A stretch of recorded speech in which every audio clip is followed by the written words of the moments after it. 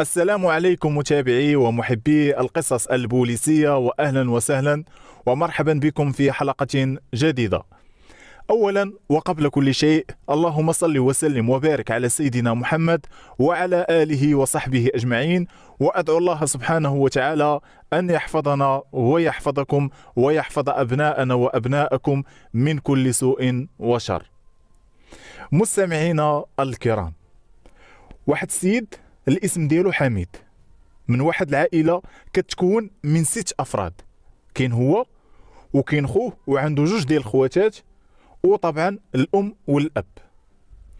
هاد العائله كانوا كيسكنوا بواحد الباديه بعيده تقريبا على مدينه الجديده ب 35 كيلومتر. اللي كيهمنا حنا في هذه القضيه مستمعينا الكرام وهو حميد. هاد السيد هذا اللي كانت عنده واحد الحرفه ديالو وهي صدور، وكان كيخدم في واحد المحل ديال صدور بمدينه الجديده.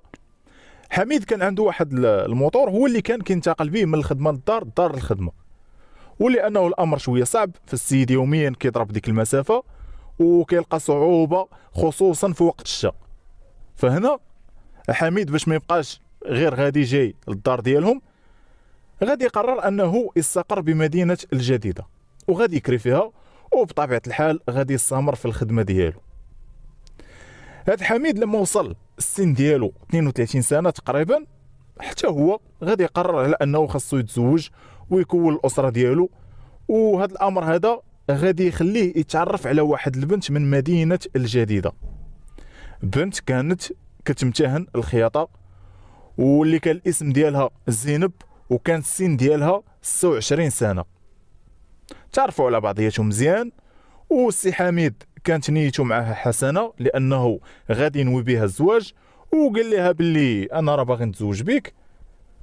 غير هو لما هاد البنت هادي عرفات باللي عنده العائله ديالو بواحد الباديه اللي كتبعد على مدينه الجديده ب 35 كيلومتر، وهاد البنت غادي تقول لي بلي انا راه ما باغاش نسكن في العروبيه، فإلا انت فعلا بغيتي انا نتزوجو غادي تسكني هنا بمدينه الجديده.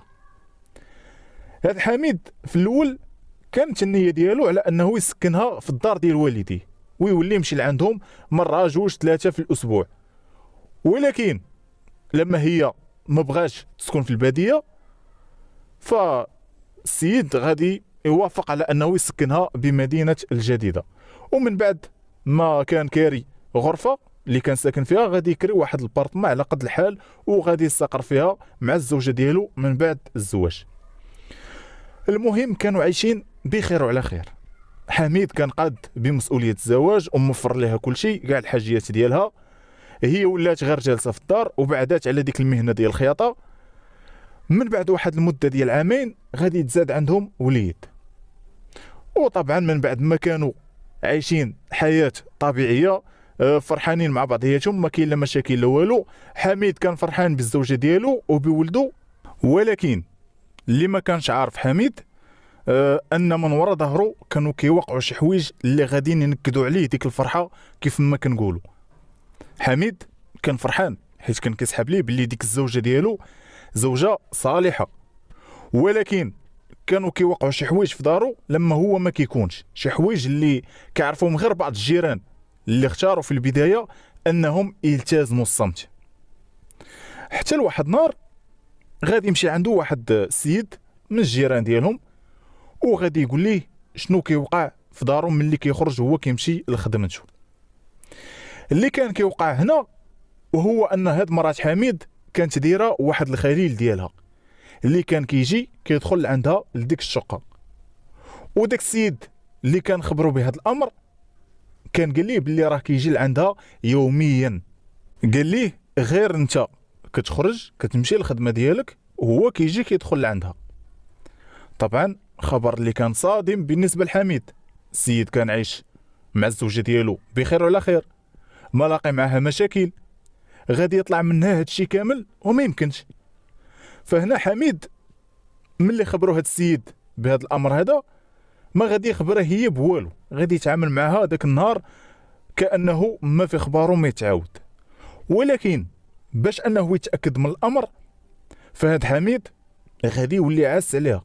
السيد كيخرج في الصباح كانه غادي الخدمه ديالو، وكيبقى عاس واش غادي يجي شي حد براني يدخل لديك الدار اللي كان كاري فيها ديك البارتما. النهار الاول الثاني غادي يبان ليه واحد خينا داخل الدار، واحد خينا اللي براني على ديك الدار، يعني ماشي من الناس اللي ساكنين معاه في ديك الدار. حميد غادي يخليه حتى غادي يطلع وغادي يلحق عليه وغادي يلقى باللي فعلا دخل للشقه ديالو. هنا حميد تاكد باللي الزوجه ديالو كتخونو، ولكن ما غاديش يتسرع ويتهجم عليهم، انما اختار خطه ذكيه باش انه يتخلص منهم بجوج. وديك ذكيه مشاهدينا الكرام، ديروا من تحت منها 10 ديال السطوره. على اين حميد خلى حتى الزوجه ديالو خدات راحتها مع الخليل ديالها، وهنا غادي يجبد الساروت ديال الباب ديال الشقه وغادي يصورت عليهم، غادي يصورت عليهم لداخل، ومن بعد غادي يمشي باش يجيب لهم البوليس على اساس باش انه غاديين يحصلهم في حاله تلبس.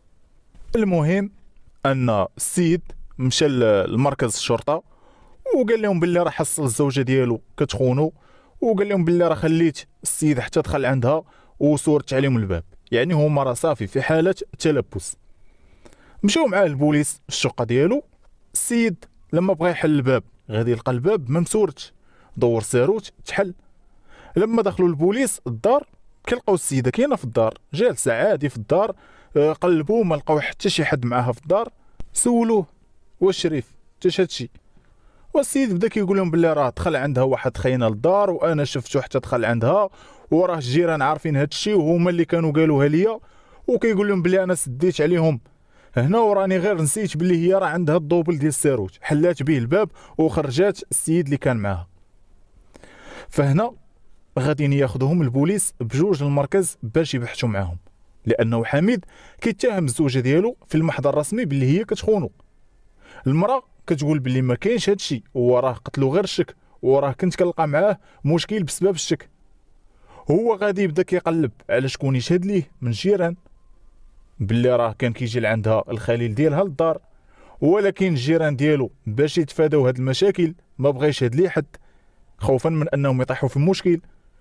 ولانه هاد السيد كان ذكي بزاف وسد عليهم بالساروت ونسى اللي راه مراته عندها الساروت ديالها، الحاجه اللي ما خصهاش تنسى اصلا، والسيده ما تشداتش متلبسه والبحث ما عطى حتى شي نتيجه، فطلقوها تمشي بحالها. الزوج ديالها بقى عند البوليس كيبحثوا معاه. فهنا هاد السيده هادي مراته ديك الساعه مشات بالزربه، جمعات حوايجها وحوايج ولدها ومشات لدارهم قبل ما يطلقوه حتى هو ويلحق عليها ويدير فيها شي مصيبه. ولكن الامور ما غاديش تنتهي هنا. فهاد السيد حس باللي تقولب، ضحكات عليه، ضحكوا عليه الناس جيرانه، ضحك عليه السيد اللي كان معاها. جا للدار ملي ما لقاهاش جلس وبدا كيفكر انه خاصو يدير شي حاجه تمسح هاد العار اللي ولا فيه نهائيا. فهنا هاد السيد هذا غادي يهز واحد الموس كبير جنويه ديال الذبيحه، داه ومضاه مزيان، خباه تحت الحوايج ديالو ولحق عليها لدارهم. ووقائع هاد الجريمه كانوا بالضبط في سنه 2007. المهم السيد غادي يلحق عليها لدارهم، دق، حلوا الباب، دخل كيلقى غير السيده وامها في الدار، جبد الموس وغادي يتهجم على البنت باش انه يقتلها.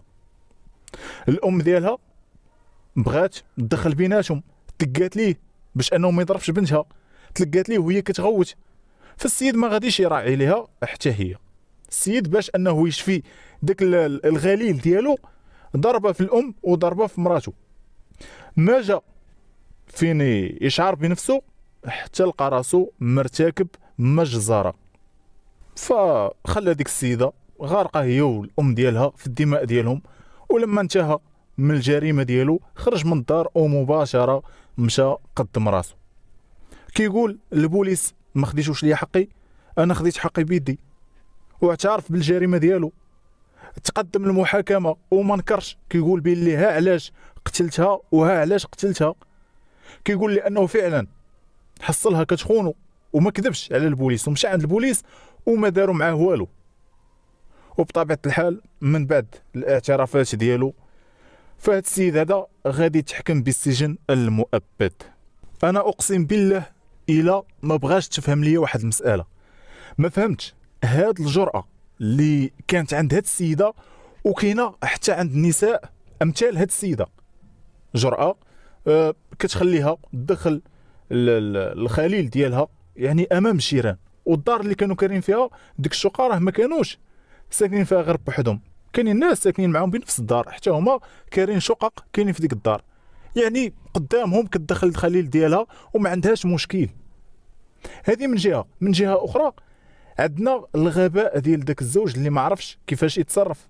اول حاجه تسد على مراتك هي وداك السيد اللي معاها وتمشي تجيب البوليس وانت عارف راه عندها الدوبل ديال الساروت. ثاني حاجه لما وقع اللي وقع عوض ما انه يطلقها لانه عرف اش كتسوى ويمشي يشوف حياته، صدق قاتلها هي والام ديالها، يعني جوج ديال الارواح ومجزره اللي وقعت قدام داك الوليد ديالو، ولو انه كان مازال صغير. ولي من حسن الحظ انه ما قتلوش حتى هو، لانه كان ممكن يقول انه هذا ماشي ولدي، مادام حصل مراته كتخونو يحسبوا باللي حتى هو ماشي ولده. فهاد مساله الخيانه الزوجيه ولينا كنشوفوا فيها العجب بالعجاب. فقبل ما نساليو هاد الحلقه غادي نوجهوا واحد الرساله للرجال والنساء المتزوجين انهم يخافوا الله ويتقوا الله في شريك حياتهم والابناء ديالهم. راه اغلب القصص الخيانه الزوجيه كتنتهي بواحد النهايه اللي هي كارثيه. نتمنى انكم تكونوا استفدتوا من هاد الجريمه هذه، وكانت هذه هي النهايه ديال هاد الحلقه. كنتمنى انني نكون وصلت لكم جميع تفاصيل هاد المسطره بوضوح، ونتلاقاو في حلقه جديده ان شاء الله. شكرا لكم مشاهدينا الكرام، احبكم في الله، والى لقاء اخر.